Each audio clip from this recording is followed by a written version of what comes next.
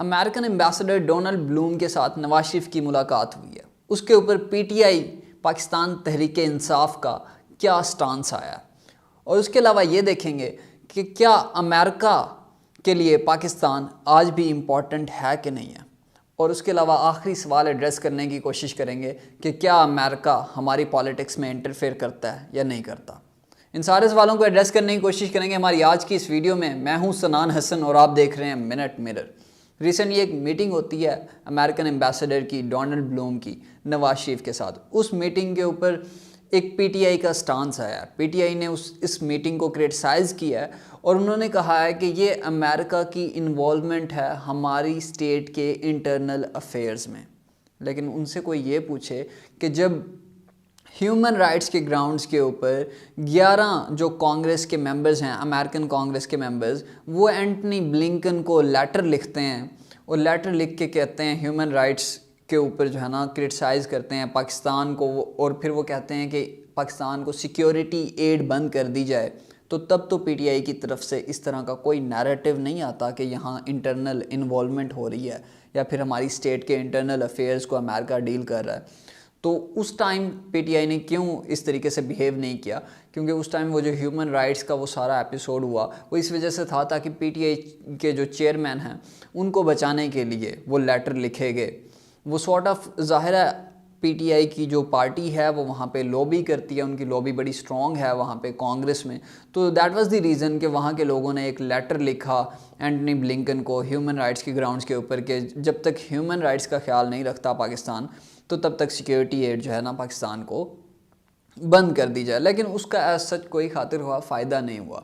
और दूसरा ये कि क्या ये वाकई इन्वॉल्वमेंट है? इस तरह की कोई इन्वॉल्वमेंट नहीं कर रहा अमेरिका, और हम अमेरिका के लिए एज सच कोई इतनी इम्पोर्टेंस आजकल नहीं रखते, क्योंकि आजकल ना तो कोई अमेरिका किसी के साथ कोल्ड वार जो है ना लड़ रहा है, और ना ही उस कोल्ड वार में हम लोग जो है ना कोई इम्पोर्टेंट अलाय हैं। आजकल कोल्ड वार 1 नहीं चल रही है, आजकल कोल्ड वार 2.0 चल रही है, जिसमें हम बिल्कुल इररेलेवेंट हैं, हमारी किसी तरह की कोई इम्पोर्टेंस नहीं है। और ना ही जो है ना सोवियट्स ने इन्वेड कर दिया अफ़गानिस्तान को और उसमें हम दोबारा से अलाइड हो गए हैं अमेरिका के साथ, ऐसा भी कोई सिनेरियो नहीं चल रहा। और उसके अलावा ना ही कोई ग्लोबल वॉर ऑन टेरर चल रही है जिसमें हमारी जो है ना सॉर्ट ऑफ रेलेवेंट होगी अमेरिका के साथ, जो है ना कोई थोड़ी बहुत रेलेवेंसी होगी जिसके तहत हम अमेरिका के लिए इम्पोर्टेंस होंगे। हम अमेरिका के लिए इम्पोर्टेंस नहीं है, और इम्पोर्टेंस हमारी इस वजह से भी नहीं है क्योंकि आजकल जो कोल्ड वार 2.0 चल रही है उसमें जो इम्पोर्टेंस है वो इंडिया की है। किस तरीके से इम्पोर्टेंस है कि देखो आप नेशनल सिक्योरिटी स्ट्रेटजी जो कि चाहे डोनाल्ड ट्रंप के फ़ेज़ में आई या फिर जो है ना बाइडन के फ़ेज़ में आई 2022 में, तो उसमें हमारे बारे में, पाकिस्तान के बारे में कोई जिक्र नहीं किया गया।